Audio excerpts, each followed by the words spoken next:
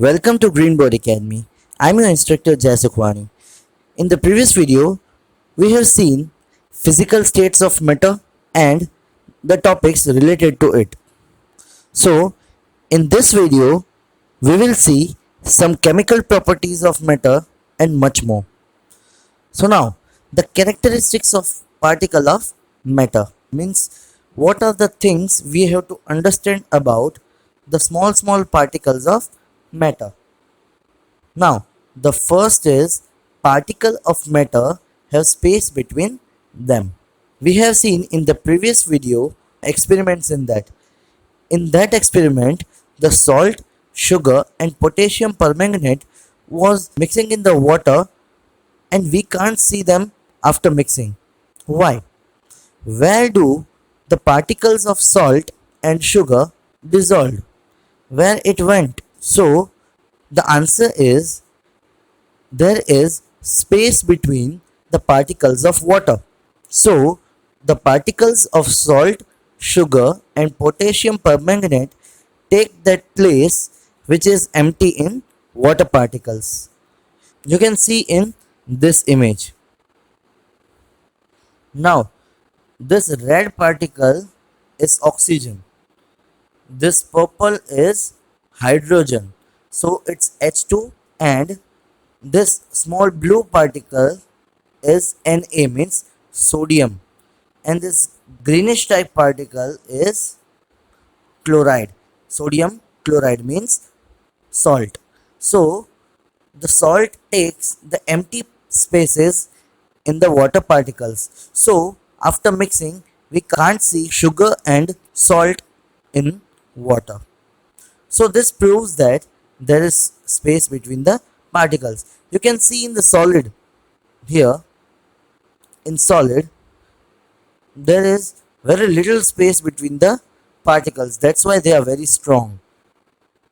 Liquid, they are having somewhat space between particles, and gaseous, it is having the maximum space between the particles so that they can move freely from one place to another. Now second, it says particles of matter are continuously moving, means particles are not in one place, they are moving from one place to another.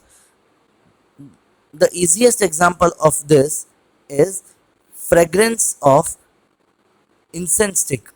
When we burn an incense stick and keep it in a corner, do the fragrance of incense stick stays in a corner or it spreads in a whole room or wherever you have used it?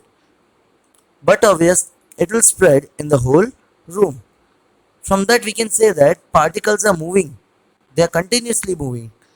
Now, when anything moves, for example your bicycle, your legs, everything, whatever it is moving is having kinetic energy in them. Now as the temperature rises, means when you heat up anything, the particles move faster. Have you seen heating water on the gas? As the water gets heated, the air or the steam moves faster and faster. So, as the temperature rises, particles move faster. So, as they move faster, they have more kinetic energy, right? So, from this we can say that as the temperature increases, kinetic energy also increase. Now, let's see one experiment explaining this thing. Mixing blue ink in water. Let's see to it. Now I'm mixing blue ink in water.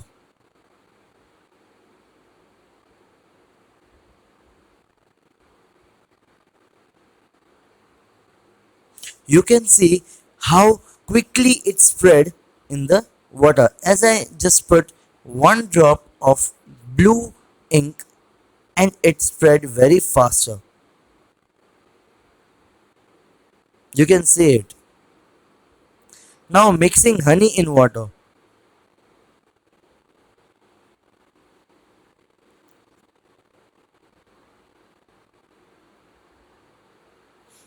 Now, as I mix the honey in water, it will slowly spread in the water. We can't see it right now, but as slowly the time will pass, it will mix in the water. Now, as I zoomed in, I can see the small threads of honey, or you can say small particles of honey. They are moving and getting mixed in water. See, you can see that thread like structure which is getting on mixed in water. You will see the small threads continuously till the honey gets mixed in water.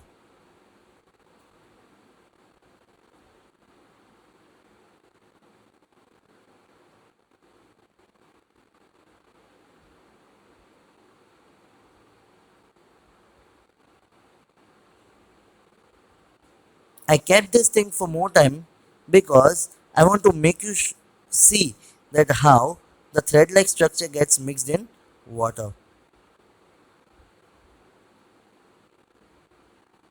Now you can see lots of honey is still there in a corner and yet to be mixed.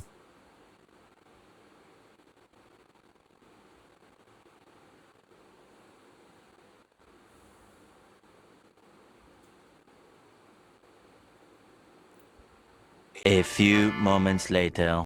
Now you can see means honey is mixed properly in water. I have not mixed it with a spoon. It mixed by itself only. Now the next experiment shows how the particles gets mixed in hot water quickly.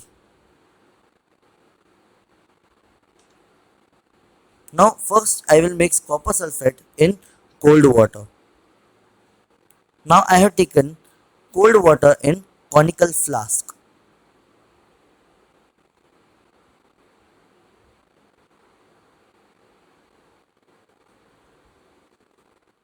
Now this is copper sulfate. I will add this copper sulfate in cold water.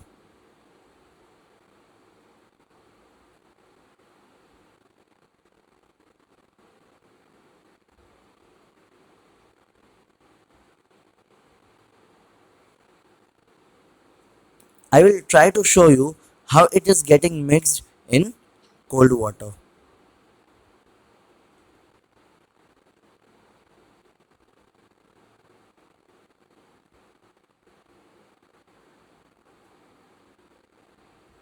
Particles are moving very slowly. Now you can see somewhat particles are mixed in water. A few moments later. Now after so much of time, the copper sulfate is mixed in cold water. It took at least 15 to 20 minutes to get mixed in water. Now I will mix copper sulfate in hot water. First I will heat up the water.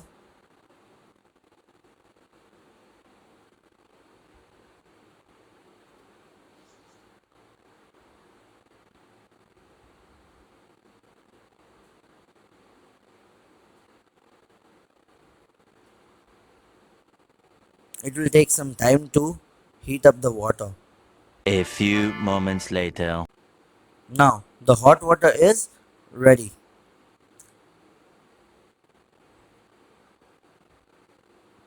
Now I will add copper sulfate.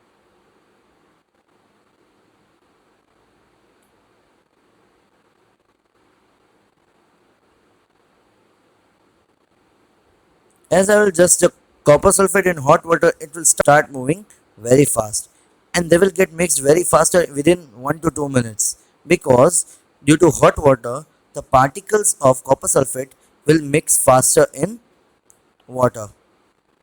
Now within 1 to 2 minutes, the particles of copper sulfate got mixed in hot water. So now you can see the difference between cold water and hot water.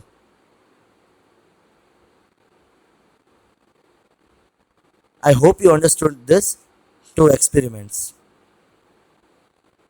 Now, in our activities, we saw that the copper sulfate, the ink, honey, all the things mixed within the water, right? This type of intermixing of particles of two different types, ink and water were of different types, honey and water were of different types, and copper sulfate and water were of different types. When they both got mixed, that process is known diffusion.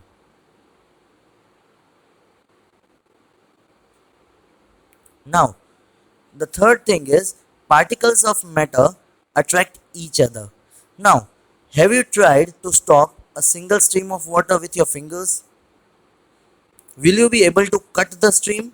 How the stream of water remains together? We want the answer of these questions. You have seen the water particles are moving together and they are not getting away from each other. They are flowing together. There is invisible force between them which keeps these water particles together. Water particles are always flowing together. It will never happen that one particle is going left hand side, one particle is going right hand side, one particle is taking U-turn. It will never happen. They will flow in single direction because there is force of attraction between the particles.